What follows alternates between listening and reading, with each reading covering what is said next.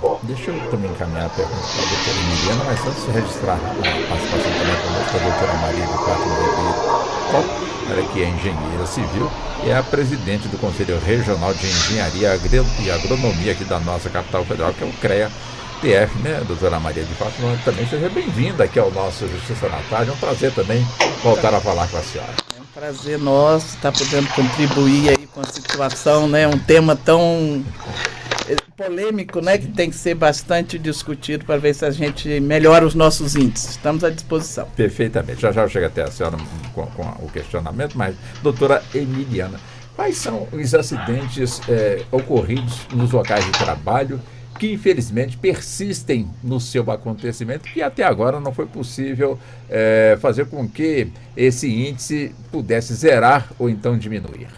Tá. A maior causa de acidentes de trabalho e fatais, né, que a gente tem óbitos, é acidentes típicos, por esmagamentos, torções, quedas, né? Então, ali, fraturas, traumatismos, em decorrência ali da atividade. Como bem o Dr. Rossifran aqui nos lembrou, a atividade de construção civil elenca ali topo no ranking desses acidentes de trabalho. E aí, a gente também tem seguido disso a atenção àquelas normas inicialmente e as condições de segurança. Quando a gente fala em saúde e segurança do trabalhador, quando a gente fala em segurança propriamente dita, EPI é o final da linha. EPI é quando você não tem mais, você já fez todas as medidas de segurança e o EPI é a última escolha. Não menos importante, mas é uma das últimas. Então, nós temos como diretriz básica a eliminação do risco, a eliminação daquele agente causal. Então, se eu sei que uma máquina ali, em uma linha de produção, ela oferece um alto risco de amputação, né, ou esmagamento, ou queda, ou alguma outra coisa do tipo, cabe ao setor de engenharia, que nossa colega aqui presente, atitudes de implementar atitude de engenharia que eu falo das mais diversas. Às vezes não é fazer a máquina de novo, às vezes é um procedimento de travamento automático da máquina, parada automática daquele equipamento, né? Então, em situações de risco, desligamento automático, alguma medida de segurança que impeça que o colaborador tenha acesso à parte cortante da máquina ou aquela parte que vai causar algum traumatismo.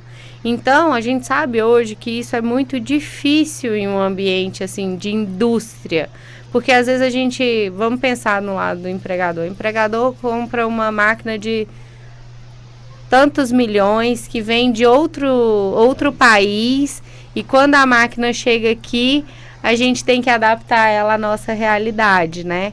E fazendo um parêntese e um gancho muito interessante sobre isso, sobre essa adequação do ambiente laboral, teve um colega nosso, colega médico, estava dividindo uma experiência dele no último congresso da Abrante, que teve aqui em Brasília, Associação Brasileira de Medicina do Trabalho, que foi muito rico.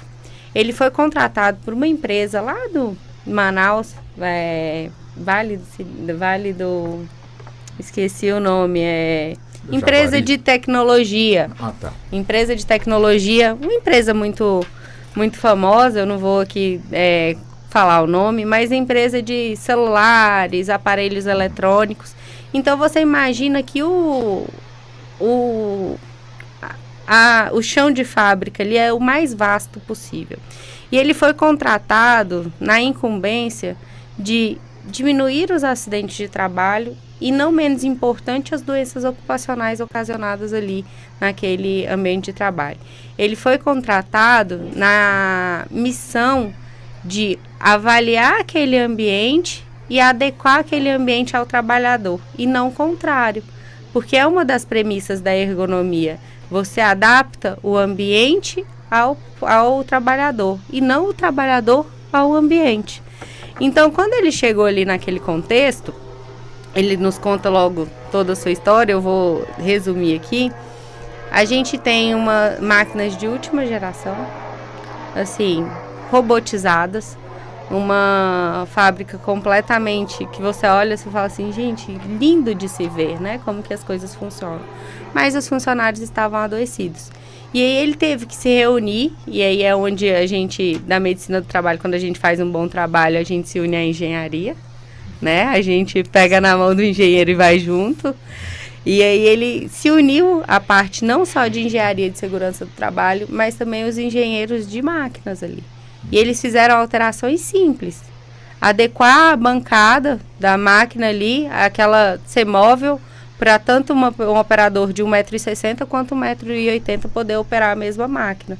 Porque naquela composição ali, talvez uma pessoa que tem 1,80 m não ficasse tão confortável naquele local. Então ele fez tanto essa orientação, quanto medidas de qualidade de vida para aqueles funcionários ali, para redução de obesidade, tabagismo e todas essas outras doenças que impactam diretamente nas doenças osteomusculares, que era o enfoque da atividade ali dele. E ele teve um ganho enorme com medidas simples, baratas e que impactou diretamente no FAP, né? Porque a gente tem aqui como custo as lides trabalhistas, né? Ali no caso de óbito, no caso de uma doença ocupacional, no caso de uma sequela, o dano moral e o dano material, que já foi aqui explicitado. Mas a gente tem uma conta que, mesmo que o funcionário não chegue a colocar uma ação na justiça contra o empregador vai pagar aquele custo. Por quê? Além da ação regressiva do INSS, que o INSS pode solicitar à empresa o ressarcimento daquele pagamento por acidente de trabalho, a gente tem o fator acidentário previdenciário, que é um índice que vai ali multiplicar o valor da JURAT, que é o valor do... É como se você custeasse uma empresa que tem mais risco, ela custeia o acidente de trabalho previdenciário. Então, é o próprio empregador que custeia isso na Previdência Social. Então, se você é uma empresa que adota as medidas de saúde e segurança do trabalho, que você tem um baixo índice de acidente de trabalho, você pode ter esse imposto a ser pago ali. E esse imposto, ele é incidente sobre a folha de pagamento de todos os funcionários, não é somente do que teve o acidente.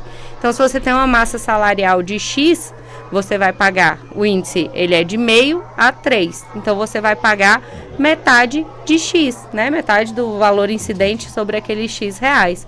Caso você seja uma empresa que tem alta incidência de acidente de trabalho, graves, e com alto custo para a Previdência, você pode triplicar esse valor que é pago por mês.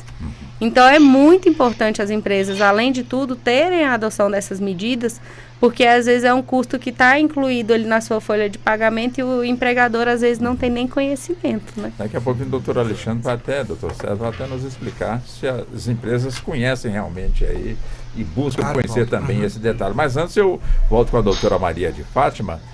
Doutora Maria de Fátima, a senhora já chegou aqui, já ouviu a citação, né? A importância do trabalho da engenharia. Interessante, né, doutora Maria de Fátima? Fátima Cor. O importante, doutora Fátima, é que, claro, né, algumas décadas, infelizmente, era comum contar, já nem dava mais os nomes, só codificava o número. Olha, essa semana faleceram 5 ou 10 trabalhadores, ou soterrados, ou da queda de uma altura de andaime, ou sofreu, portanto, ali um choque elétrico. Eram várias as situações em que os fatos ocorriam nos canteiros de obra, principalmente aqui na nossa capital federal. Evidente, como também já foi colocado, hoje os equipamentos são outros, né? Mas infelizmente ainda continua também, infelizmente, os acidentes nos locais de trabalho, principalmente em canteiros de obras, continuam acontecendo, não naquela velocidade como foi aqui dito, né? Mas infelizmente ainda continua acontecendo. E é importante, né, o trabalho da engenharia neste campo. E qual é o compromisso? E a gente conhece realmente aí, acima de tudo, a seriedade desses profissionais que não querem que nada disso, portanto, aconteça. Mas, infelizmente, a fatalidade chega. Olha, boa tarde, né, Walter? É um prazer, como eu falei, estar aqui. Primeiro, eu gostaria de estar dizendo, a construção civil hoje está no 5º lugar, não é o primeiro lugar de acidente. Isso sem considerar a questão da gravidade, né? Provavelmente citada aqui pela doutora, a gravidade pode ser que aconteça mais com a gente, mas disparado em primeiro lugar acidente de trabalho está os empregados da rede hospitalar, né? Então eles é que realmente é disparado. Nós da construção civil, por contaminação, por algumas ações. Não pelo manuseio de equipamentos. Não, também, né? Uma injeção, coisas desse tipo, até mesmo raio-x.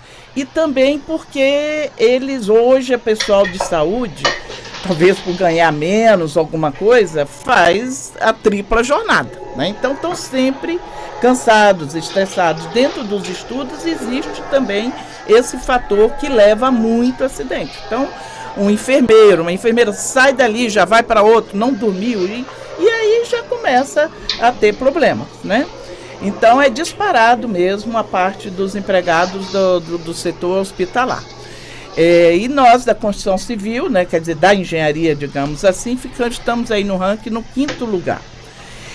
Que não é bom, né? Mas a engenharia tem ajudado muito, como colocou aí, com as tecnologias, porque também nós somos nós somos da área da tecnologia. Então hoje se tem, ao tocar uma obra, se tem cuidado realmente de estabelecer travas, coisas que melhorem a condição, não deixe só pela vontade do operador, né? Da pessoa que está trabalhando, que é outro fator ainda que leva a acidentes, né?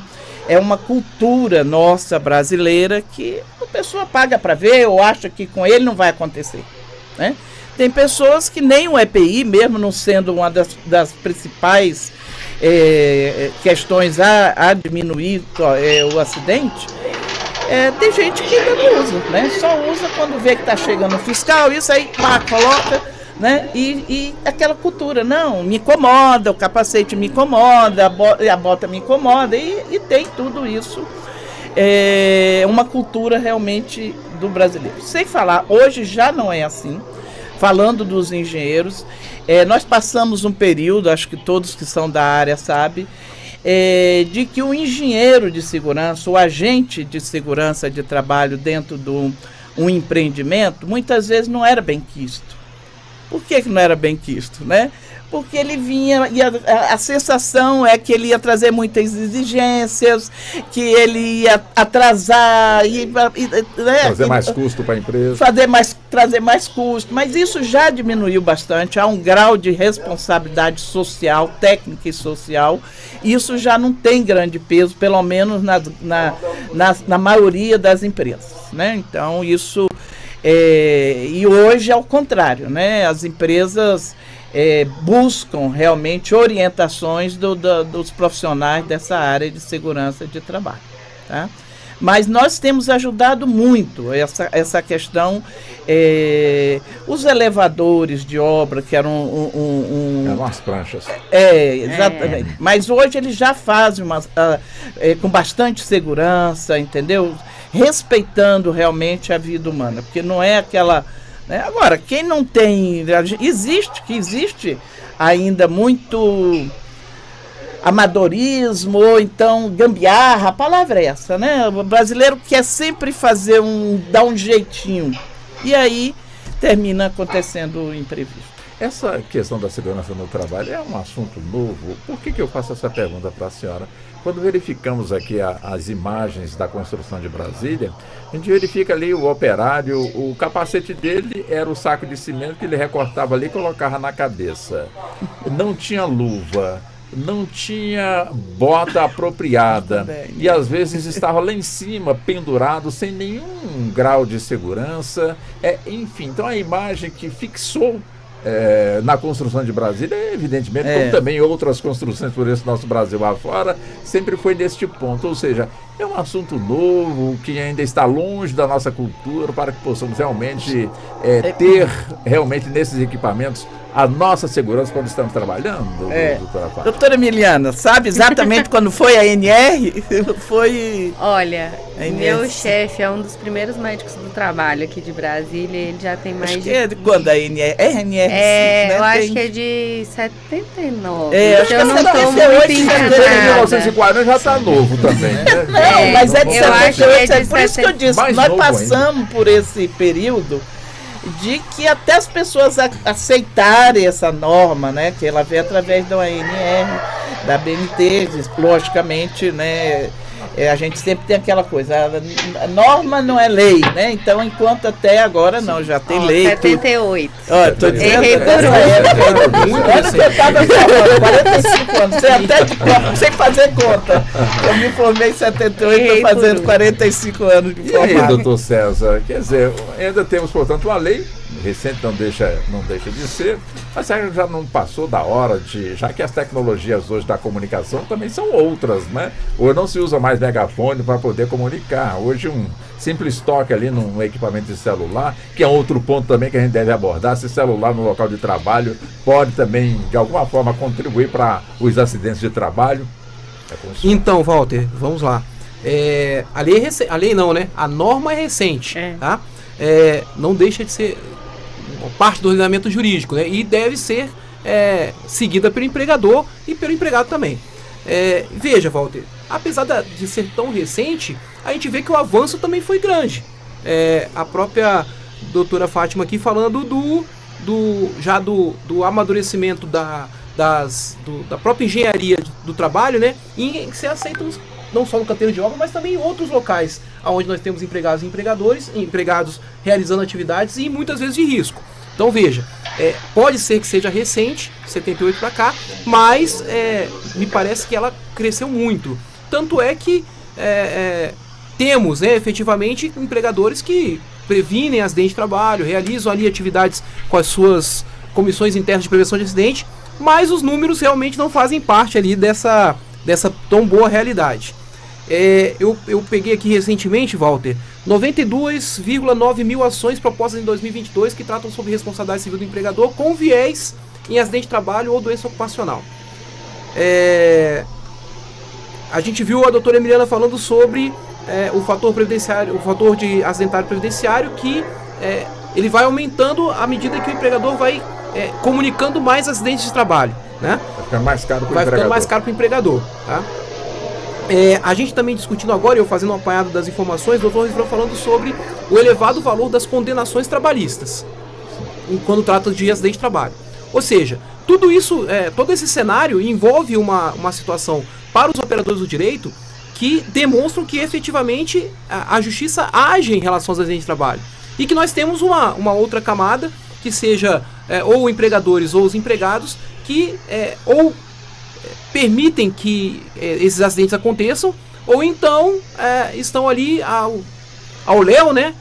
Trabalhando, como você falou ali, cortando o saco de cimento para usar como um capacete, na verdade, para se proteger do sol, né? Porque não tinha nenhuma outra finalidade. Mas eu fico imaginando aqui, Walter, e até coloco isso como um debate aqui, uma forma de debater aqui esse tema. Se nós temos todas essas informações, como você falou, hoje um celular a gente consegue obter todas essas informações. Por que não aplicamos essas informações? Por que não aplicamos essas atividades no nosso dia a dia? Porque, sinceramente, 92,9 mil ações que tratam sobre isso só em 2020 até 2022 são várias ações que vão levar não só prejuízo ao empregador, prejuízo aos empregados, aqueles que empregados faleceram, as suas famílias, porque efetivamente quem entra com a ação trabalhista são os beneficiários, né, os beneficiários da Previdência Social desse empregado que faleceu, e para toda uma sociedade, né? Porque você imagina, Walter, que o número de acidentes de trabalho que, se nós saímos do primeiro colocado para o quarto colocado, ele não diminuiu tanto assim. Até porque ali os primeiros colocados sempre são países que estão há muitos anos com acidente de trabalho e que, doutor Osvaldo me vai lembrar comigo aqui, né? Todos eles signatários do OIT. Pode ter certeza, não são países que não são ali, não conhecem a legislação que trata sobre segurança e medicina do trabalho. Eles sabem sobre isso, eles sabem das convenções internacionais que regem essa relação. E aí, partindo um pouco para essas situações, é claro que outras formas, né, de trabalho também nos permite associar uma diminuição até, né, do acidente de trabalho. Por exemplo, a gente falava aqui um pouco antes da entrevista sobre o teletrabalho. Então eu acho que isso é uma forma até nesse tema de evitar. Mas é só para colocar, escapar desse tema. Eu gosto muito desse tema porque é o meu tema de monografia. E aí tratar inclusive sobre essa questão do uso do celular no ambiente de trabalho. É claro, né, que vai acontecer. Walter, a gente tem que imaginar várias coisas, né? Porque imagina que uma pessoa que trabalha usando um computador no dia a dia, ele vai ter uma forma de descanso muito maior do que a outra. Vou te dar um exemplo que veio com a reforma trabalhista. Aqueles empregados que podem trabalhar além das 6 horas até 8 horas, aqueles empregados que realizam um trabalho diário de 8 horas, ele pode ser reduzido o seu intervalo de descanso e alimentação, a gente chama de intervalo intra-jornada, para 30 minutos. Ok? Então, digamos que tem um determinado trabalhador que realiza a sua atividade sentado, levanta ali um pouquinho, mas usa no computador, e um outro trabalhador que realiza a atividade de forma braçal. Ele tem que, por exemplo, exatamente, pegar ali um saco de cimento, alguma coisa assim, para levar para um caminhão, para poder fazer um carreto, alguma coisa desse tipo. Esse cara, normalmente, Walter, o que ele faz? Ele, ao final ali do seu primeiro período de trabalho, digamos assim, ao final da manhã, ele vai almoçar, e quando ele tinha de 1 a 2 horas de intervalo entre a jornada, o que ele fazia? Ele ia lá e descansava. Pegava o papelão, colocava ali embaixo da árvore, né? E dava uma descansada e dormia, né? Até porque o trabalho é extenuante e tudo mais. E aí, posteriormente, ele voltava a trabalhar o restante do período, mas com intervalo para descanso e alimentação maior. Hoje a lei permite, por meio, claro, né, de acordo coletivo ou convenção coletiva de trabalho, que é o artigo 611-A da CLT, o artigo que fala sobre o acordado sobre o legislado, que aqueles empregados que realizam atividade até 8 horas possam ter reduzido o seu horário de intervalo entre a jornada para 30 minutos. Aí você vai falar assim, poxa Zé, mas isso é bom para alguns empregados. Para alguns empregados realmente é bom. Aqueles empregados que trabalham aqui na frente do computador, descansando, né? Aliás, mais descansado, um trabalho menos extenuante, ele pode ali se ausentar mais cedo, fazer uma outra atividade, chegar em casa mais cedo, né? Sair ali do horário de pico, ou seja, ele vai ter 30 minutos de intervalo entre a jornada e as outras 4 horas de jornada, digamos assim, no período da tarde, né? Mas o empregado que realiza uma atividade extenuante tem esse intervalo entre a jornada de 30 minutos concedido pelo seu sindicato, porque foi o sindicato que fez um acordo com o empregador ou com o outro sindicato da categoria econômica, permite que o seu próprio representado ali tenha um intervalo entre a jornada diminuído. O empregador às vezes pensa assim, poxa, eu estou beneficiando esse empregado, eu estou dando para ele um intervalo entre a jornada diminuído, ele tem ali 30 minutos para almoçar e volta a trabalhar. E na verdade, a gente reconheceu que em algumas atividades que teve o intervalo entre a jornada reduzido, o maior número de acidentes de trabalho é doença ocupacional. Por quê? Porque não pensou na vida do empregado. Sabe, a gente não pensou na vida do empregado, a gente pensou simplesmente em reduzir o intervalo entre a jornada porque chegasse mais cedo em casa. Então é todo esse trabalho de reconhecimento de que a gente, quando fala de acidente de trabalho ou doença ocupacional, não estamos falando somente do efeito que isso causa, mas da prevenção que isso pode acontecer num ambiente de trabalho sadio e seguro, inclusive de forma psicológica, porque doenças ocupacionais também acontecem na forma psicológica, é claro, né? Uma síndrome de Burnout nada mais é do que uma incidência de uma carga muitas vezes excessiva de trabalho e de cumprimento de metas. E aí a gente tem certamente um problema jurídico que as empresas não querem colocar, aliás, as empresas não querem ter, né? Aliás, sinceramente, né, Dr. Frank, quem é que quer responder na Justiça do Trabalho? Nenhum de nós aqui, com certeza. O importante é que o Dr. César... Ninguém quer encontrar com o Dr. César. Tá vendo aí, doutor? E olha que a doutora Fátima Có estava falando que o agente de fiscalização, né, é a figura que ninguém quer, né? Ali por perto. Imagine ali o juiz do trabalho, então, né? Nesse contexto essa todo amizade. aí. Mas na colocação aqui do Dr. César, ele me deu aqui a oportunidade de realizar uma pergunta que daqui a pouquinho ela vai ser encaminhada para a doutora Emiliane. Quero ver, viu, doutora Emiliane? É uma pergunta realmente muito boa, como também para o senhor, doutor Rocimar. Perfeito. Nós também temos aqui uma colocação muito boa, diante do que foi aqui colocado, muita propriedade, né, pelos senhores. Então nos remete aqui a 2 colocações, é evidente que outras surgirão também. Mas só que nós vamos entrar nessas questões. Daqui a pouquinho eu peço licença, portanto, aos senhores, às senhoras, doutora Fátima Có. Nós vamos para o intervalo, mas daqui a pouquinho a gente volta Ou seja, 55 minutos já passaram. Foi rápido, doutor? Muito, muito rápido. Rápido, né? Nem vê, né? Nem doeu, né, doutora? Não. Não foi só injeção, né? Estamos aqui e tá tudo certo, né? Passa um algodãozinho ali com um álcool e tá tudo certo. Exatamente. Então tá bom. Então eu peço licença, nós vamos para o intervalo. São 15h57, voltamos em instantes. Até já. Você está ouvindo Justiça na Tarde. Agora você acompanha a programação da Rádio Justiça também no YouTube. Basta fazer a busca por Rádio Justiça ao vivo e pronto. Você vai conferir a transmissão de sessões plenárias, audiências públicas, jornais, programas especiais, entrevistas, boletins e as principais decisões do Judiciário brasileiro. Inscreva-se no canal do STF e acompanhe também a programação da TV Justiça. Ouça a Rádio Justiça também no YouTube. Basta procurar por Rádio Justiça ao vivo e sintonizar os seus direitos. E eu com isso? E eu com isso? E você com isso? Como as decisões do Supremo Tribunal Federal afetam sua vida? Em 2019, o Supremo Tribunal Federal manteve o dispositivo do Estatuto da Criança e do Adolescente, que proíbe o recolhimento pelo Estado de crianças e adolescentes em situação de rua. Em decisão unânime, o plenário entendeu que a exclusão da norma do ECA poderia resultar em violações a direitos humanos e fundamentais.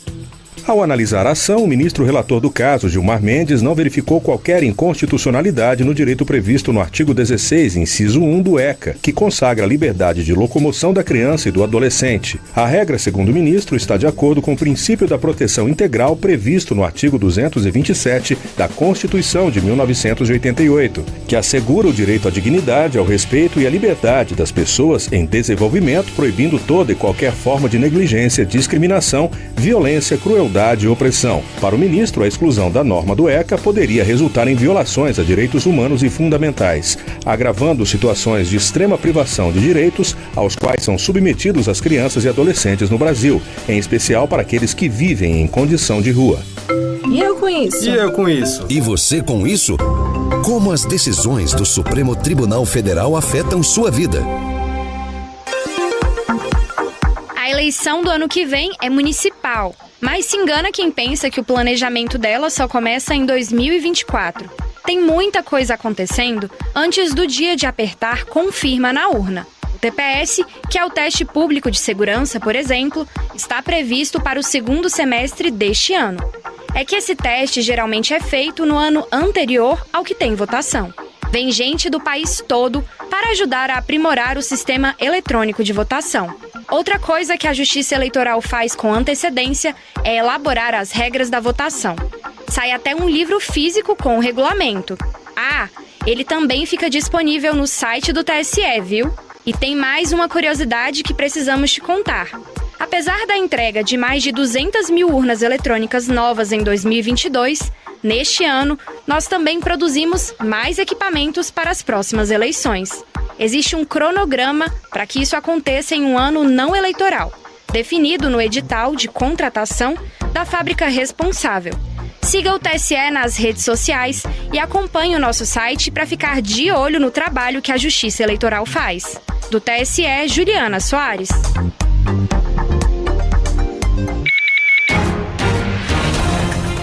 ZYS 898, Rádio Justiça, Brasília. FM 104,7 MHz, 20 kW de potência. Uma emissora do Poder Judiciário do Brasil. Justiça Agora. Rádio Justiça. Os destaques da justiça em todo o Brasil. As decisões que podem mudar o seu dia. Justiça Agora. Olá, eu sou o William Galvão e esse é o Justiça Agora, boletim com as notícias do Poder Judiciário. A Justiça da Paraíba condenou o ex-prefeito de Cacimba de Areia, Inácio Roberto, a 5 anos de reclusão pela prática dos crimes de responsabilidade.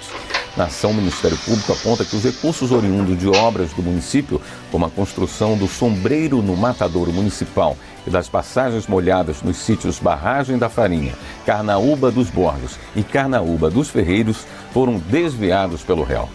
Também utilizou indevidamente os valores que seriam pagos a pessoas que exerceriam a função de diaristas, mas não prestaram serviços à Prefeitura Municipal.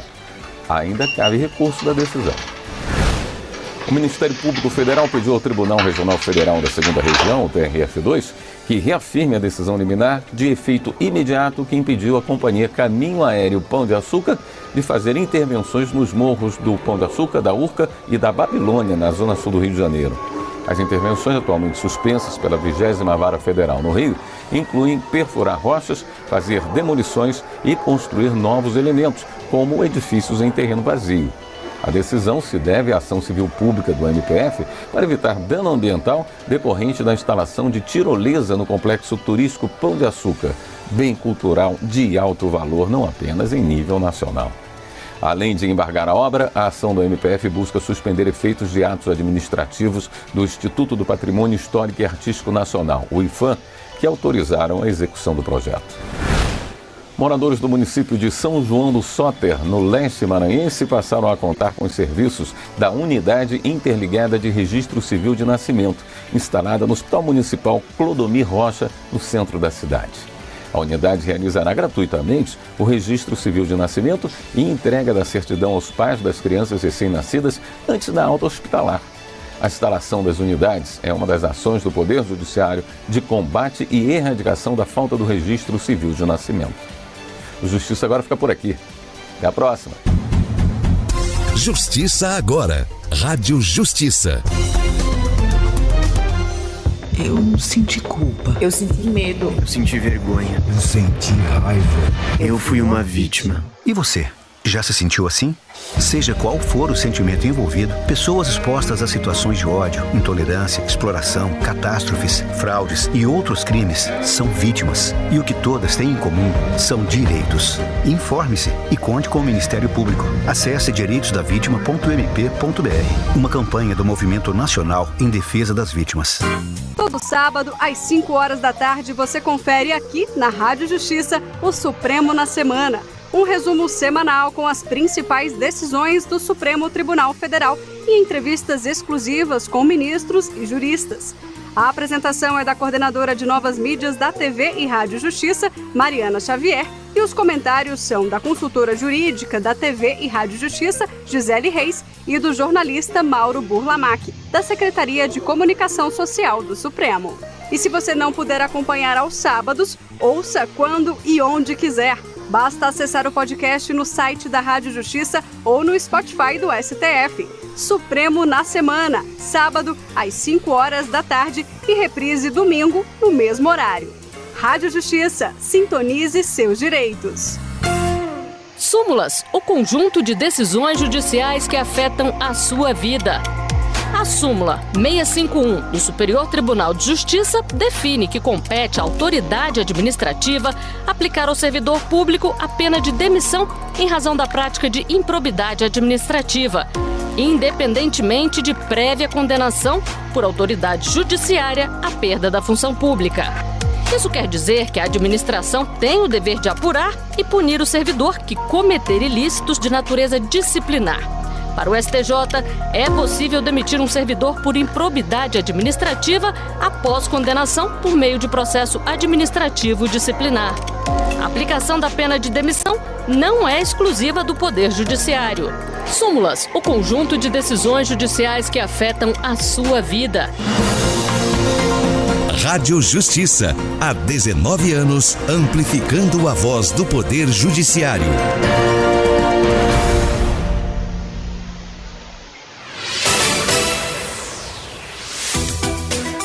Voltamos a apresentar Justiça na Tarde. Justiça na Tarde Debate.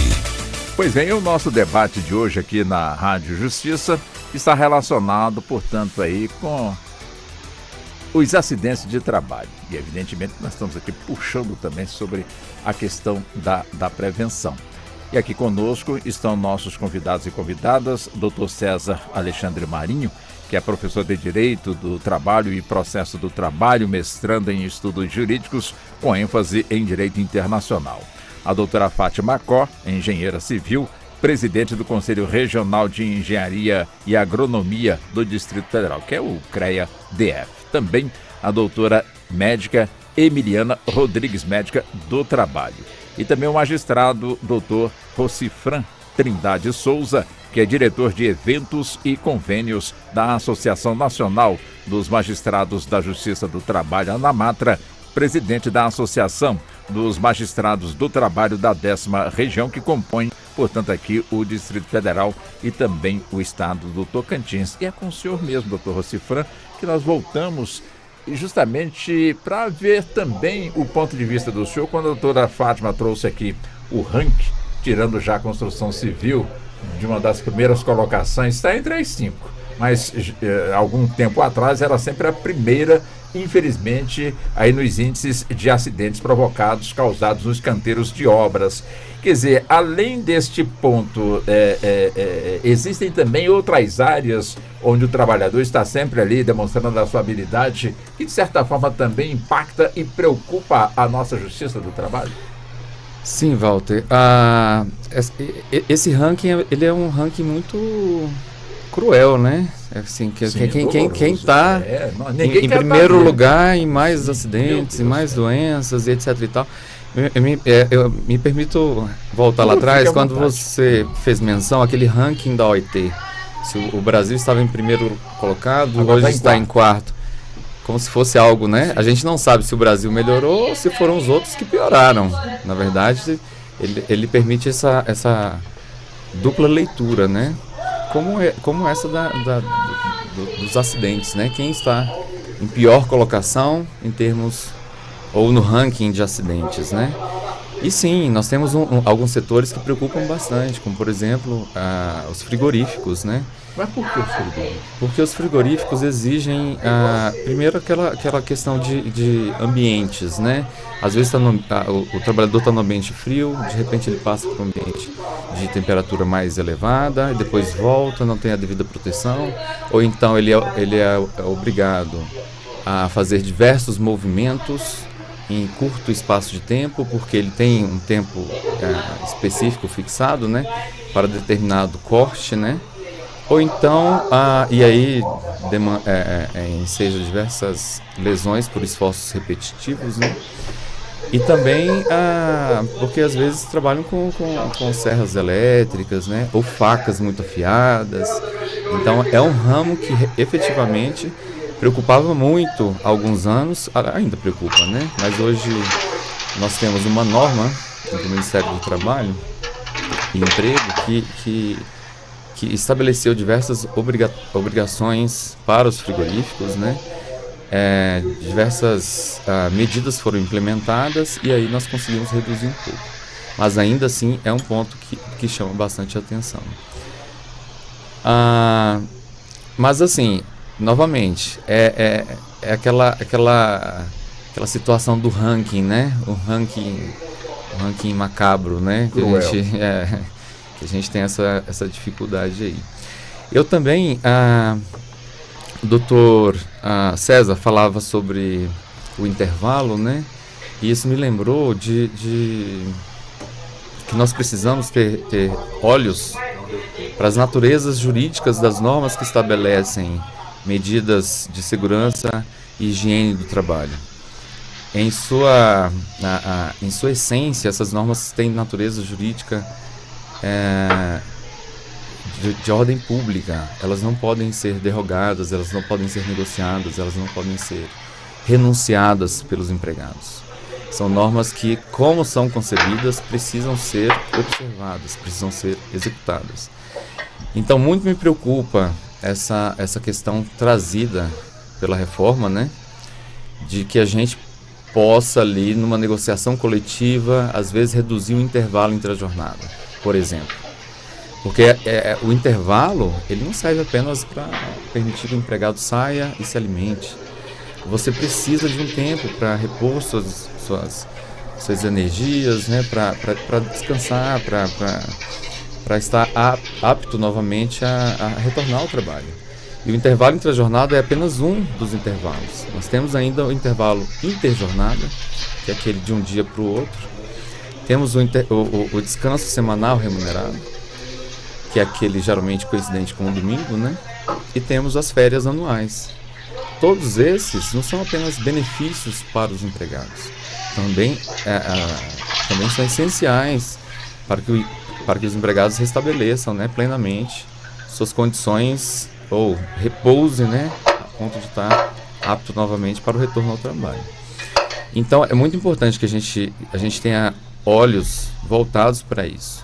Às vezes nós temos ali algumas obrigações que são difíceis de cumprir ou parecem, né, ser difíceis, e a gente quer encontrar aquela forma de adaptar melhor as nossas necessidades, aos nossos interesses, descurando dessa finalidade última, né, dessas normas de proteção e medicina do trabalho. E você falava ali em termos de comunicação. Eu lembro que diversos acidentes eu vejo, às vezes, por falta de comunicações básicas, essenciais. Nós tivemos aqui, eu falo abertamente, porque é um caso que foi noticiado pelas mídias, eu acho que há 10, 12 anos atrás, um empregado da companhia de água, na verdade era terceirizado, né? Estava fazendo uma reparação em uma adutora. Ali perto do Guará. Sim. Isso. Na EPTG. Lembra desse caso? Claro. Sim. Lembra, gente? Sim. O que aconteceu ali? Eram 3 ou 4 que estavam naquela adutora, que basicamente, para quem não sabe, né, é uma caixa, né? Sim. Que eles estavam ali fazendo reparos e de repente os empregados da companhia de água abriram o sistema de água. E aí era para ser mantido fechado. Exatamente. Caso semelhante a esse, eu presenciei numa ação que tratava também de um empregado terceirizado. E aí o outro problema que a gente tem, que é essa questão da terceirização difundida, ampla, generalizada. O empregado estava fazendo um reparo em um quadro elétrico também da companhia elétrica da cidade. E o empregado da companhia elétrica foi e ligou o sistema elétrico. Ele ficou, na hora, né? Teve um choque absurdo. Então, você fala de comunicação, né? Às vezes as questões são, assim, básicas, sabe? Essenciais. Talvez uma notificação redundante, alguma coisa assim, né? Facilitaria ou impediria um acidente dessa gravidade, né? Imagina. Agora com nós, né, doutora Emiliana, quando o doutor César aqui colocou, né, do trabalho extenuante, como também aquele trabalho que exige mais a mentalização. Aí eu pergunto à senhora, qual dos dois provoca mais problemas na saúde do trabalhador? Aquele que está ali com a marreta, realmente ali pela sua atividade, quebrando pedras debaixo de um sol, colocando toda a sua força naquele seu trabalho, uma vez que ele passou pela inspeção médica, está apto, portanto, para exercer a sua atividade, como também aquele que está debaixo de um ar-condicionado, exercendo ali no seu computador a sua atividade, que exige também um esforço muito grande mental.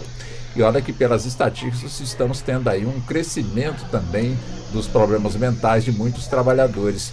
A questão é justamente essa: qual dos dois é mais nocivo para o trabalhador, infelizmente em termos aí de casos que vêm surgindo por conta justamente desse esforço? Então, Walter,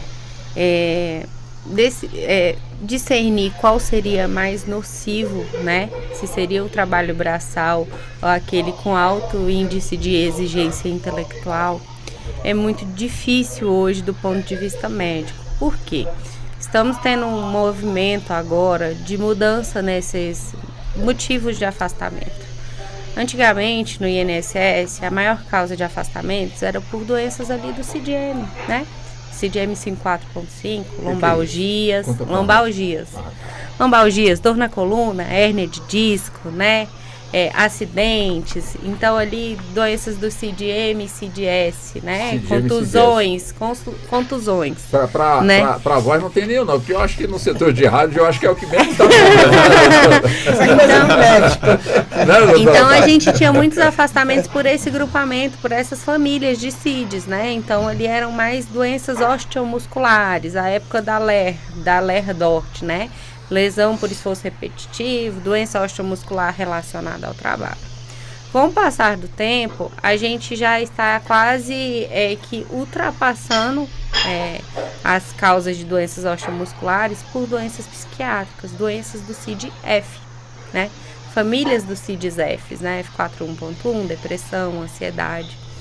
A gente sabe que é uma crescente na população em geral, e isso reflete também na população economicamente ativa. A gente tem um termo muito utilizado atualmente, que é o burnout. O que é o burnout? É quando a chama se apaga, né? Quando esgotam-se todas as energias daquele colaborador, ele não consegue mais evoluir. E aqui eu trago uma informação muito importante, porque eu acho que tratar de burnout é multidisciplinar e tem que ter um enfoque no trabalhador. E o tratamento desse funcionário tem que ser individualizado para ele, admitindo que tem um contexto laboral.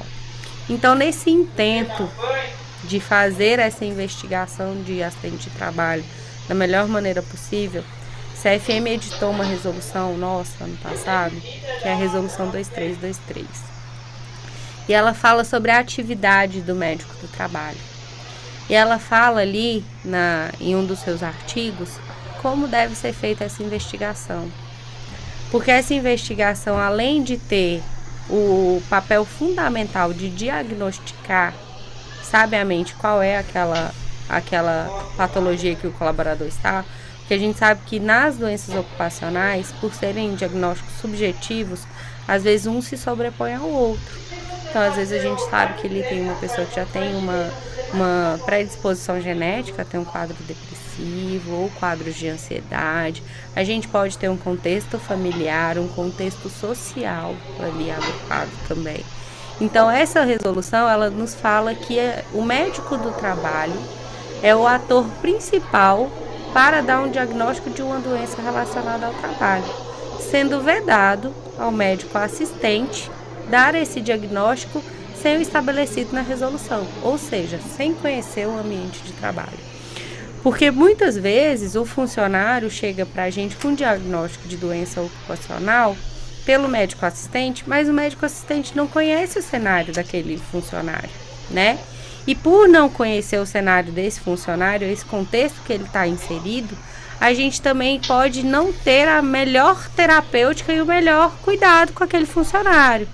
É nessa resolução que abre uma porta de comunicação muito legal entre o médico do trabalho e o médico assistente, o médico que está ali cuidando da saúde mental desse funcionário. Então, essa resolução nos coloca em comunicação direta com o médico assistente, ou seja, a gente, por meio de relatório médico, se eu recebo hoje, por exemplo, um funcionário que está com diagnóstico de burnout, né? E eu ali não consegui evidenciar nos periódicos que eu fiz, não consegui evidenciar essa doença ali no meio das homologações que ele me trouxe, né?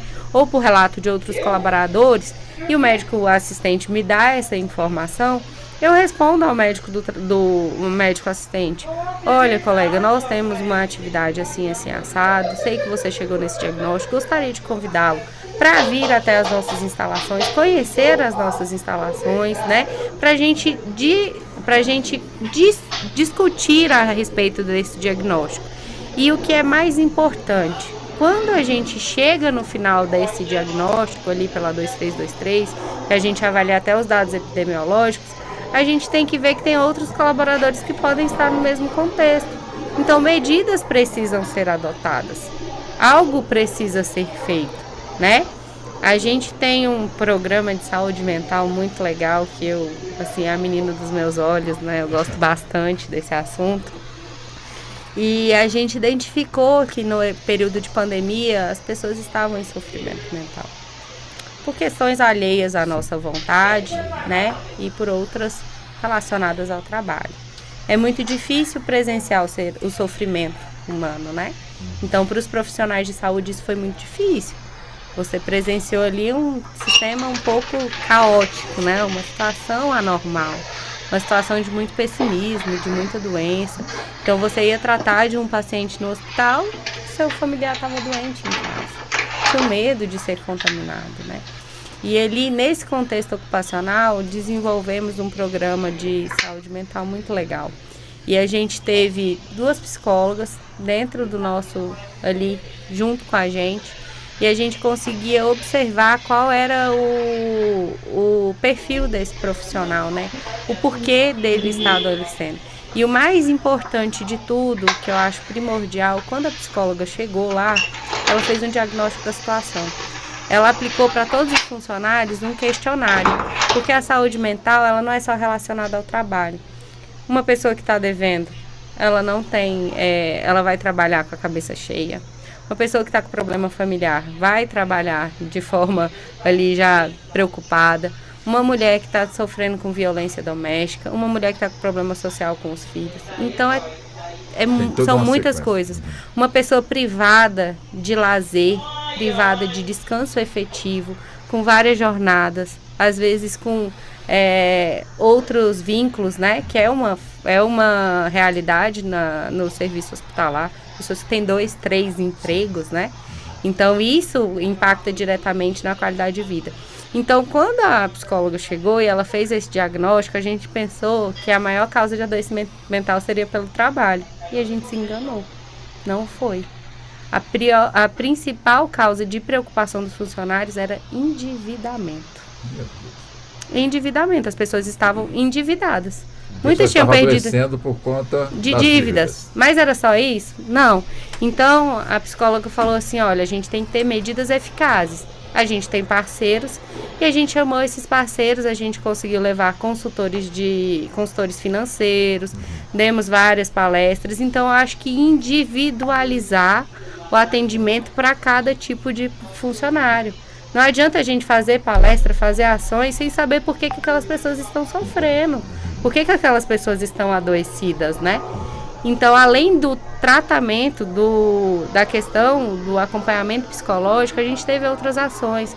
A gente sabe que a gente tem muita falha de comunicação dentro de um ambiente hospitalar. Às vezes um chefe, às vezes as outras pessoas. Então, a gente fez com os chefes também um trabalho de comunicação efetiva.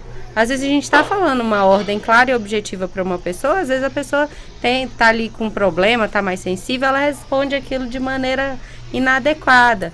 Então a gente fez esse programa de conscientização com chefes, fora outras ações. É um programa assim que se eu começar aqui... Os jovens ficam brigando. Falei demais. Mas doutora Fátima, quer dizer, já que foi falado aqui a palavra pandemia, e hoje é evidente, por conta justamente dessa pandemia, cresceu e muito o teletrabalho. E é evidente que no local de trabalho, para que ele possa realmente funcionar, é preciso seguir uma série de exigências para que o alvará seja concedido. E quase sempre este alvará, ele passa por diversos setores e principalmente o setor de engenharia. E no teletrabalho a pessoa simplesmente é autorizada, evidentemente dentro da nossa legislação, para poder executar o seu trabalho. Quer dizer, imagina-se que em casa. Quer dizer, casa seria extensão do local de trabalho, ou seja, é importante que a pessoa que vai exercer o teletrabalho também tenha aí uma espécie de vistoria do local que vai exercer, para que ela possa, de alguma forma, ter a garantia de que ali ela vai exercer perfeitamente o seu local, a sua atividade, sem riscos de levar um choque, de sofrer uma queda ou outro tipo de acidente, ou não há essa necessidade? Com certeza é uma nova realidade, né? E precisa ser vista, normatizada, porque não só a questão... porque nem todo mundo imagina todo mundo fazendo um trabalho, né, um teletrabalho. Em casa. A casa vai ficar cheia, entendeu? Se tiver todo mundo ali, será que aquela casa tem as condições adequadas de salubridade? Que a gente viu quanto que, né? A questão de salubridade, a questão ergométrica, né? Então, tá sentada, você vê que tudo isso é exigido dentro de uma empresa. De energia. Né? Tem tudo isso, você vai... convívio familiar que vai, com certeza, filho pequeno te tirar atenção. Então, tudo isso vai ser um processo de... A gente sabe que isso vai acontecer. Deixa eu só colocar, né? eu não estou querendo colocar areia na situação, não. Eu estou levantando aqui uma situação, doutora Fátima. Pois não. Viu? Não, que é verdade. Isso aí eu não saberia te dizer assim, como fazer esse tipo de vistoria nesses locais. Eu sei que, por exemplo, quando a empresa determina que seja um teletrabalho, ela tem que viabilizar algumas condições. Por exemplo, a parte da cadeira, né? Que é uma coisa, inclusive se paga uma cadeira adequada, porque a pessoa vai ficar ali muito tempo naquela posição. Então, eu não sei assim, te dizer como que faríamos isso a nível, digamos assim... Do direito. Do direito e da frequência, né? Porque você vai, olha, resolver o problema da cadeira e os demais, né? Porque, por exemplo, ficou muito claro para nós da engenharia, inclusive nós estamos fazendo um trabalho interessante agora, que assistência técnica para as pessoas de condições, digamos, de interesse social, né? Por quê?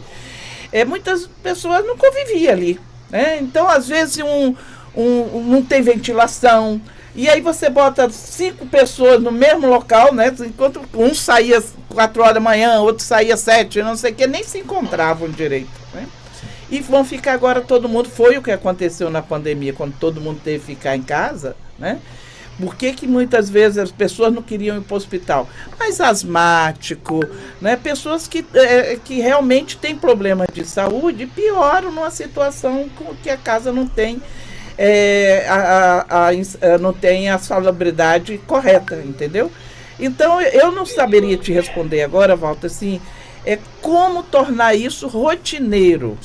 Como tornar isso rotineiro, essa fiscalização? Porque você resolve o problema da cadeira e... né? A questão de crianças, né? Eu tenho pessoas que favoráveis bastante ao home office, mas tem outros que não, eu não produzo desse jeito, eu fico mais nervoso, mais agoniado do que se tiver em casa, porque eu me envolvo com isso. Não é todo mundo tem esse tipo de personalidade que realmente consegue se isolar, estou no trabalho e ponto final. Então tem toda uma normatização a ser feita, é uma nova realidade, sem falar na questão realmente da questão da produção, que muitas empresas não têm esses parâmetros, podem exagerar nesses parâmetros, você está entendendo? Não, eu não quero dar folga para ele não ficar... E aí aumenta o parâmetro de produção muito mais do que ele produz dentro de uma empresa, então vai estressar muita gente. Quer dizer, o que nós temos, que é uma realidade, nós temos que começar a ver como normatizar isso de maneira que não prejudique ambas as partes, né? Doutor César, agora é com o senhor, né? Ou seja, pode caracterizar acidente de trabalho de um empregado que exerce suas atividades dentro de casa, no sistema home office ou então teletrabalho, uma pessoa que nunca teve problema de coração e de repente, em um determinado tempo, passa a ter essa patologia. E outros problemas mais, né? Pode ser caracterizado doença de trabalho? Doutora Fátima está o Walter, doutora Fátima, colocou aqui uma pergunta que tá apertando a ferida, assim, ele tá duplo sentido, né? Ele tá aqui, espremendo. Tá batendo mesmo, com força, inclusive. Walter, eu adoro esse tema de teletrabalho porque afinal é uma das minhas linhas de pesquisa, tanto no ensino do curso superior, né, como também durante esse meu caminhado pelo mestrado. Porque olha só, Walter, O que se vem a reconhecer? Primeiro que a gente não tinha teletrabalho até 2017 na legislação. Aliás, existia pessoas que faziam teletrabalho. Mas não tinha legislação. Aí não tinha a CLT, por exemplo, ou até mesmo as leis esparsas não falavam sobre teletrabalho. E olha que interessante, em 2017 veio a reforma trabalhista, a lei 13.467, inseriu o teletrabalho no artigo, a partir do artigo 75A da CLT, e aí eu falo azão, acho que vai lembrar aqui, eu uma vez fui chamado a atenção no TST porque a legislação não tem azão, azinho. Eu falei, não tem, azão é quando você inclui um novo artigo ali que já existia, né? O 75 já existia, então eles colocaram o 75 azão. E o azinho é a linha A, né? A linha B e tal, é essa saída que a gente utiliza, por exemplo, em sala de aula, para poder o aluno entender ali do que eu estava falando. Então, no artigo 75 azão, começa a falar sobre teletrabalho. 2017. Veio a pandemia, e aí a gente teve que... De 2 anos ali, né, que o teletrabalho estava inserido na legislação, a gente teve que dar, por exemplo, tô te dando aqui uma carteira de motorista aqui já com 18 anos, agora você está pronto para dirigir, mas ele só tinha 2 anos de ordenamento jurídico, tanto é que logo após o término da pandemia, que a gente viu que tiveram muitas coisas que não foram inseridas naquele contexto do teletrabalho, dentro da CLT, houve uma nova lei que alterou a partir do artigo 75 azão, uma série de outros artigos que permitiram dar mais segurança jurídica para quem estava em teletrabalho e para um empregador que aliás, melhor dizendo, né, que fazia um acordo com o empregado para realizar o teletrabalho. Por quê? Não é assim, o empregado, eu quero realizar teletrabalho. Não, é o empregador que vai ali, né, perguntar para o empregado quer realizar, e a partir de um adendo ao contrato de trabalho, de um acordo realizado ao contrato de trabalho, é que eles podem, ou seja, com a anuência do empregado e do empregador, realizar a atividade em teletrabalho. E aí vem algumas coisas importantes, Walter. Muito bem colocou o Dr. Rosifran quando ele fala assim, olha, algumas matérias de ordem pública não podem ser objeto de autonomia de vontade. E juridicamente, né, reconhecendo aqui todo o arcabouço jurídico do nosso magistrado, é que eu, pensando como advogado, fico naquela, né? Mas e quando a gente interpreta a lei, e a lei de forma muito específica, fala assim, acordo coletivo e convenção coletiva tem prevalência sobre a lei, quando entre outros puserem sobre. Aí ele coloca uma amplitude e depois ele vem esmiuçando alguns casos, como é o caso, por exemplo, do intervalo intrajornada de 30 minutos. Então, se você lê a letra fria da lei, você fala assim, não, então um acordo coletivo, uma convenção coletiva, que são os contratos coletivos realizados pelos sindicatos, podem, ou pelo sindicato pelo empregador, né, no caso do acordo, podem sobrepor a lei. Né? Se a gente for pensar na letra fria da lei, pode sobrepor. E aí, eu pensando aqui, né, os únicos motivos que ele não pode sobrepor é o artigo 611B, Bzão, né, como eu costumo chamar, que traz ali uma série de parâmetros que não permitem a negociação entre empregado e empregador representado pelo sindicato. E no parágrafo primeiro, inclusive, ele fala, né, que normas de saúde e segurança... Não, desculpa. Intervalos, né, e saúde do trabalho não são negociados, né? Mas ainda que ele trate isso, ele trata isso naquele artigo específico, assim, conforme disposto neste artigo, qual artigo 611B. Então a gente fica nessa discussão jurídica, inclusive quanto ao teletrabalho, quer ver? O que se permite no teletrabalho? Que um contrato estabelecido entre as partes possa reger naquela relação de teletrabalho quem vai ser o responsável em comprar os equipamentos.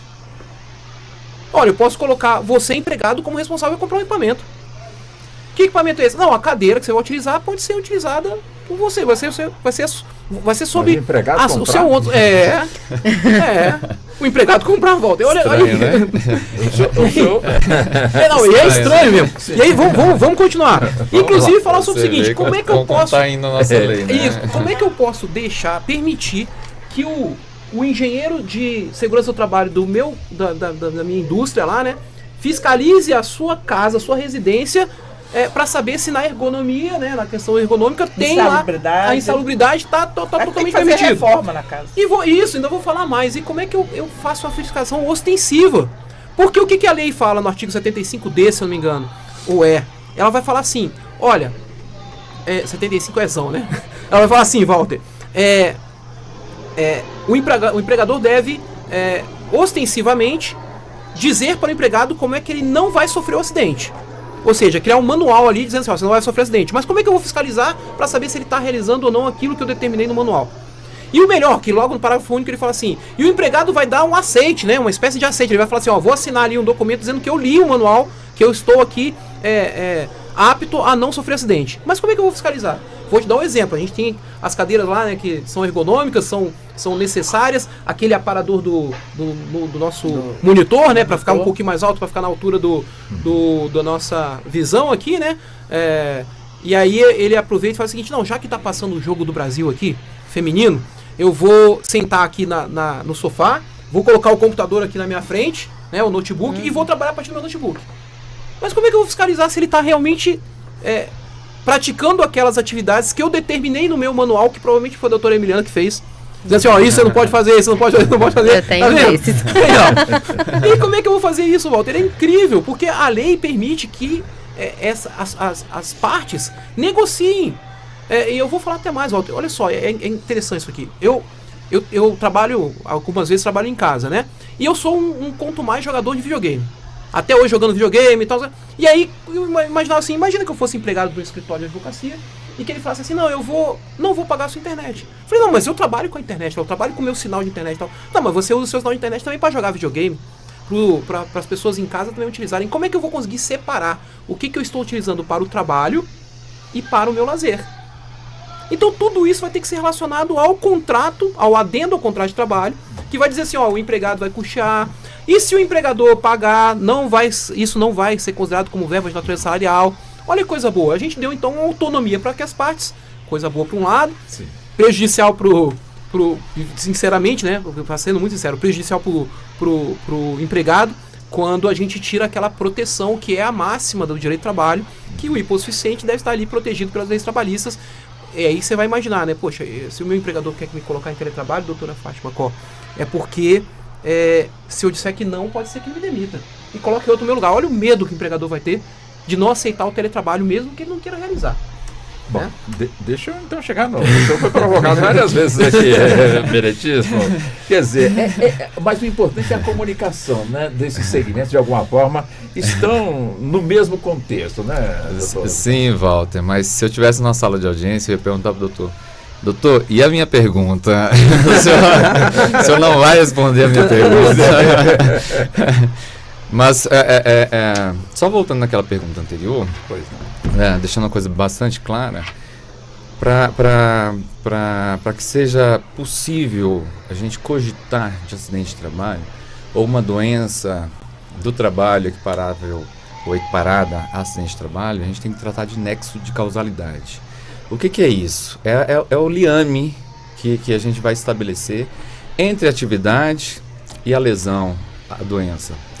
E me parece, partindo desse pressuposto de forma bem superficial mesmo, bem objetiva, me parece que é possível sim estabelecer ou nós termos a configuração de acidentes de trabalho e doenças ocupacionais ou doenças do trabalho no teletrabalho, se a gente caracterizar esse liame.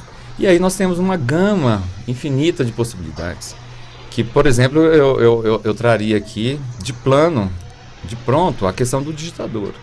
Às vezes ele fica ali, né? Ele tem pela atividade dele, ele tem que digitar intensamente durante horas seguidas para cumprir aquilo. Ou, a doutora Emiliana falava muito brilhantemente aqui dessa nova realidade que a gente vive, né? Que são as doenças mentais, né? Saúde mental é a nossa preocupação da atualidade, né? Realmente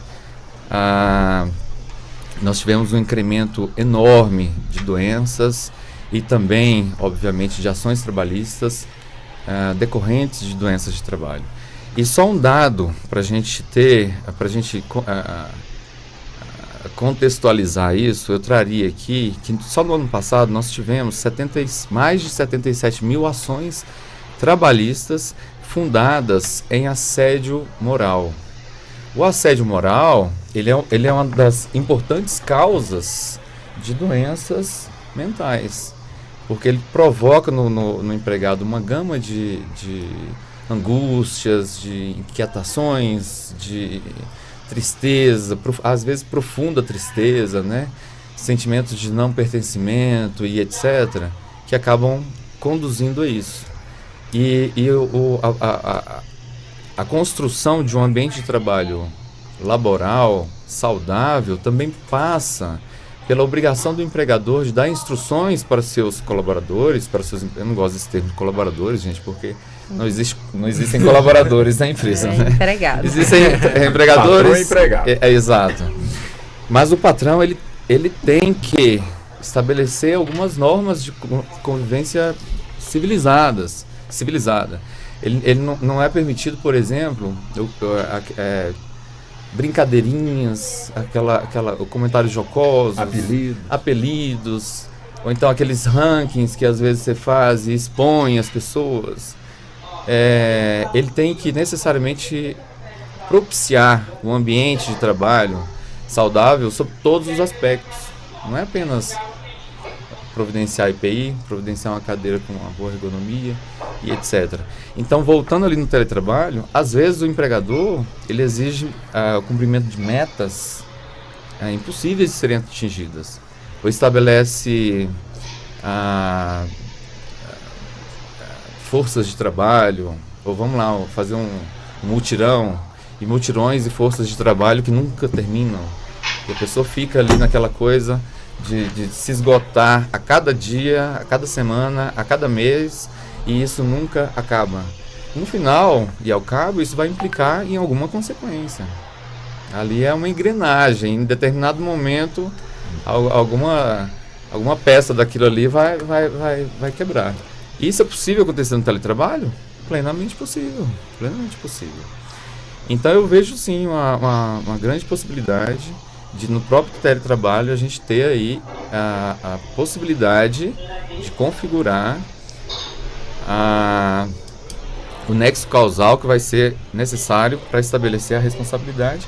E aí é evidente que o juiz do trabalho vai precisar da ajuda da médica do trabalho, né, doutora Emiliana. E aí, doutora Emiliana, pegando o exemplo aqui traçado pelo doutor Rossifran, quer dizer, aí chega no médico ou na médica um empregado dizendo que estava no teletrabalho e que contraiu o vírus da Covid. E o médico, claro, acompanha todo o tratamento e verifica que a condição deste empregado praticamente inviabiliza a sua continuidade no labor. A pergunta é simples: Covid pode também causar aí acidente de trabalho? Querido Walter, o senhor conseguiu incluir Covid e teletrabalho na mesma frase. Impressionante, eu tô aqui, ainda bem que eu me apanhei antes.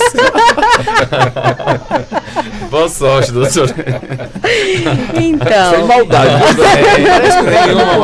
No começo ele fecharemos com chave de ouro. Eu sou tranquilo. Não, doutor Lavado, sou tranquilo. O Walter estava mais tranquilo nas perguntas, e agora no segundo tempo do programa ele que resolveu.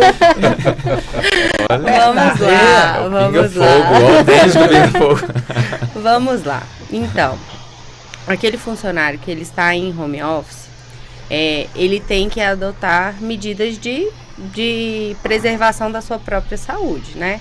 Quando a gente estava no contexto de pandemia, era obrigação do funcionário ali no seu ambiente laboral se resguardar, certo? Utilizar máscara, fazer lavagem adequada das mãos.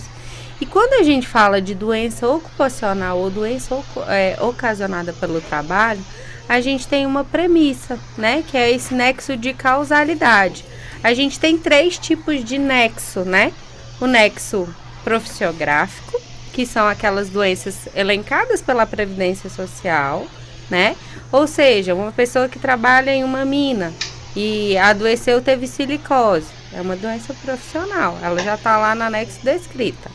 A gente tem o nexo técnico-epidemiológico, né, TEP, que foi um estudo anterior na Previdência. Então, a gente tem ali todos os CIDs das doenças correlacionados com os KNAIs da atividade. Então, o KNAI de um hospital, ele tem vários CIDs ali, porque estatisticamente sei que tem maior adoecimento naquele grupo populacional estudado. E a gente tem o nexo individual, que é aquele avaliado pelo perito médico federal, INSS, e pelo médico do trabalho. Quando a gente fala de nexo individual, a gente avalia se a causa daquela doença foi ocasionada pela forma como o trabalho é desenvolvida.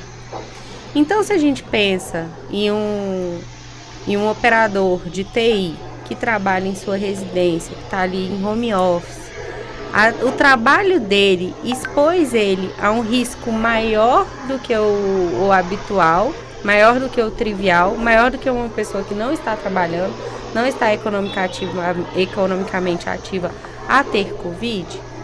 Em tese não, porque foi uma doença, foi uma pandemia.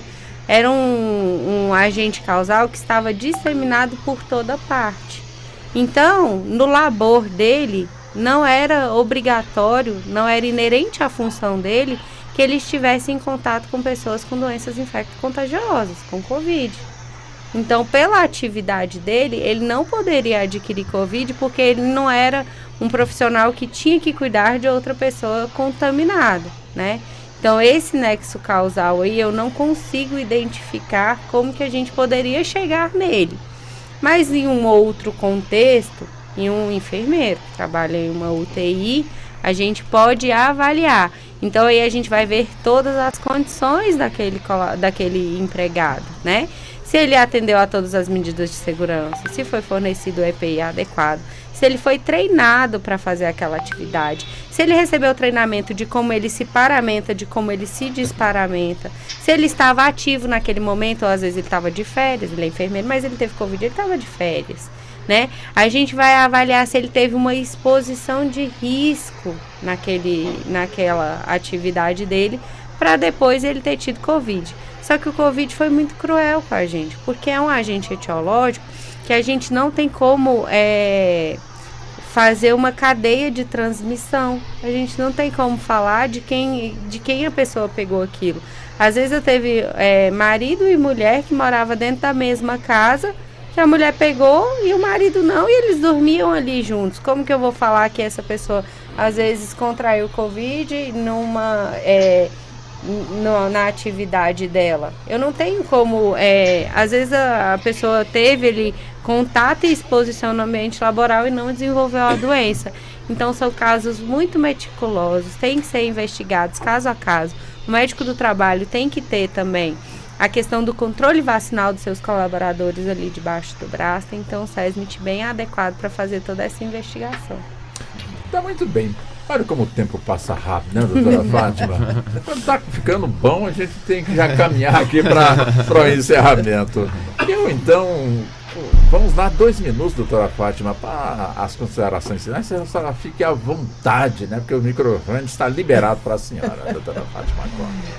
Não, é realmente assim, na nossa área de engenharia, né? Nós temos buscado, o que eu digo, né? Assim, a importância do nosso trabalho, investir na área de tecnologia, de modo que a gente possa realmente diminuir esses acidentes de trabalho, né? E isso a gente vive isso. Hoje já se vive esse espírito, né? Não só na construção civil, mas hospitalar também. Então, eu falo muito isso. O que seria, já que falamos da pandemia, né? O que seria da pandemia sem a nossa área técnica, sem a nossa engenharia? Né? Isso não foi visto. Então, toda a parte de manutenção dos ar-condicionado, toda a parte de respirador, tudo isso a gente teve muito presente, né? Então, às vezes ligam a gente só na questão física, do espaço físico, mas nossa profissão, a nossa tecnologia, os nossos conhecimentos estão o tempo todo em defesa da sociedade, em defesa do ser humano, entendeu? Da questão humana, porque muitas vezes a gente é sempre só visto, né? como ciências exatas, questões técnicas, e como se a gente não fizesse parte desse social, e muito pelo contrário, né? Então, essa preocupação com insalubridade tem tudo a ver com a questão social, entendeu? Toda a questão com a periculosidade tem tudo a ver com a questão social.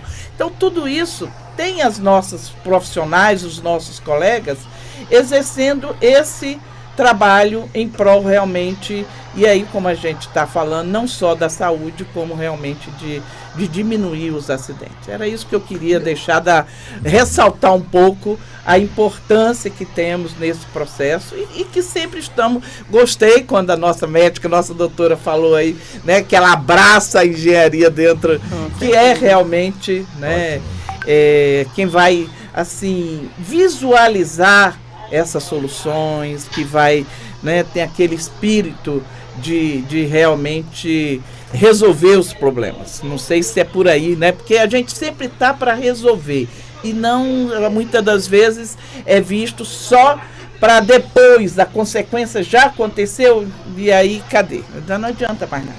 Nós antecipamos os problemas e resolvemos. Em 30 segundos, a senhora elencou e fez um ranking, a senhora levantou, das atividades que mais têm produzido, infelizmente, os acidentes nos locais de trabalho. A senhora citou, até surpreendeu a todos aqui, né, que está no campo, portanto, aí da saúde. Da saúde. Em segundo lugar, quem seria? Em segundo lugar é a parte... Eu vou até pegar aqui minha colinha. Então, pega a colinha da senhora, que eu fiquei curioso para saber. Né? Olha, em segundo lugar nós temos o pessoal do setor de comércio varejista, por incrível que pareça. Em terceiro, nós temos o transporte rodoviário de carga. Em quarto, o abate de aves, suínos e pequenos animais, né, que já foi falado aqui. E quinto, entra nós aí na parte de construção de edifícios. Então, a construção civil está na quinta colocação. Na quinta colocação. E segundo, como você me perguntou, é o comércio varejista de mercadorias em geral. Deixa eu também buscar a doutora Emiliana também para os 2 minutos para as considerações finais, doutora Emiliana, por favor. Agradeço demais essa oportunidade. Creio que o médico do trabalho é um profissional ainda assim, está caminhando a passos pequenos, né? Está chegando de mansinho. Muitas pessoas ainda não conhecem a nossa especialidade. Quando a gente pergunta, você é médica? Médica do quê? E a gente fala médico do trabalho. Aí o pessoal já pensa que está na empresa. Exato. E não é isso, está no consultório. E não é isso, exato. E assim, eu tenho comigo essa missão de levar a medicina do trabalho de uma forma que as pessoas entendam que nós somos atuantes, que nós temos papel fundamental ali na saúde do trabalhador e que principalmente as empresas e os trabalhadores nos vejam como uma força para ampará-los em todas essas necessidades e medidas simples, coisas assim. Às vezes a gente vem para mostrar um pouquinho o óbvio, às vezes a gente vem só para abrir e ampliar os horizontes. Então é isso, eu faço medicina do trabalho, eu escolhi a medicina do trabalho, eu não caí na medicina do trabalho de paraquedas, como algumas pessoas escolhem, né? A medicina do trabalho, e eu escolhi porque eu gosto mesmo, e eu adoro medicina do trabalho, e deixo aqui registrado toda a minha gratidão com vocês em falar um pouquinho sobre a profissão que eu escolhi e que eu gosto de trabalhar todos os dias. Pois não. Doutor César, também, por favor, 2 minutos para as considerações finais. Muito obrigado, Walter. Eu queria agradecer também aos debatedores aqui, porque temos realmente um debate jurídico, mas também voltado à área de medicina, à área de engenharia. Essa interdisciplinaridade é tão importante para nós no ramo jurídico. O doutor Rosifran vai lembrar mais uma vez, né, quando passamos nas nossas ações trabalhistas lá, depois que a gente apresenta a defesa, a petição inicial, a defesa, normalmente o doutor Rosifran fala assim, né? Não, agora vamos chamar aqui o perito. A importância que tem a engenharia e a medicina do trabalho, que é o perito lá para poder falar assim, esse aqui não teve acidente de trabalho, ou não teve ali a doença ocupacional. É uma prova tão importante para nós na justiça, quando estamos nas nossas ações trabalhistas lá, né? Tanto pelo empregador quanto pelo empregado. E aí, Walter, ressaltar então não só a importância do tema, a gente sabe que ficaríamos aqui horas tratando sobre isso, mas também a importância da responsabilidade social da Justiça do Trabalho e da Rádio Justiça em levar informações importantes, informações preciosas para a sociedade. Muitas vezes eu acho que nossos ouvintes ficam surpresos com o tipo de debate que a gente tem aqui, mas ao mesmo tempo recebem informações que podem levar aí para os seus ambientes laborais, que podem levar para as suas empresas, para os seus sindicatos. E agradecer por isso tudo, Walter. Muito obrigado pela disponibilidade que você nos dá e por toda essa tarde de sexta-feira tão graciosa para a gente. Tá bom. Doutor Rocivan, também por gentileza, os 2 minutos para as considerações finais, doutor Rocivan. Eu também gostaria de agradecer, Walter, pelo convite. A Ana Matra se sente prestigiada em participar desse debate. Foi uma tarde muito agradável, conduzida de forma brilhante por você, parabéns. Obrigado. E lembrar apenas, nós falamos muito de acidentes de trabalho aqui, das consequências, etc e tal, mas que a Constituição Federal, que a gente nunca pode esquecer, instituiu como valor social do trabalho, o valor social do trabalho como fundamento da República Federativa do Brasil, e garantiu a todos os trabalhadores o direito à redução dos riscos inerentes ao trabalho, por meio de normas de saúde, higiene e segurança. Portanto, isso vem antes de tudo aquilo que a gente... antes das consequências. É nisso que nós temos que focar, na ideia e na cultura da prevenção, da criação de um ambiente que propicie a integridade física e mental dos trabalhadores e de todos que estão lá. Ok? Novamente, muito obrigado e uma excelente tarde para todos. Muito obrigado, doutor Rocifrão, também pela gentileza e pela atenção conosco aqui na Rádio Justiça. O mesmo também para a senhora, doutora Emiliana. Também foi um prazer, também muito grande recebê-la aqui nos estúdios. Muito obrigado. Eu agradeço. Doutora Fátima Cor, também é um prazer imenso tê-la aqui no nosso programa, nos nossos debates. E sempre enriquece com toda certeza, como os demais aqui, o nosso trabalho. Muito obrigado, doutora Fátima. Nós que agradecemos. Estamos à disposição. Falo sempre isso para você. Que ótimo. Doutor César Alexandre, da mesma forma também, mais uma vez, muito obrigado da atenção do senhor com a nossa Rádio Justiça. Eu que agradeço, Walter, e fico sempre à disposição. Muito obrigado. Pois bem, assim chegamos ao fim da edição de hoje do nosso Justiça na Tarde Debate. O programa que hoje contou com as participações dos convidados, Dr. César Alexandre Marinho, doutora Fátima Có, doutora Emiliana Rodrigues e doutor Rocifran Trindade Souza. Sou Walter Lima, conduzi, portanto, aqui esse nosso debate, que teve a produção da Ana Cláudia Possati, trabalhos técnicos do Neto Silva e a coordenação de jornalismo de Bárbara Michelini. Muito obrigado a todos, um excelente fim de semana e até o nosso próximo encontro. Boa tarde.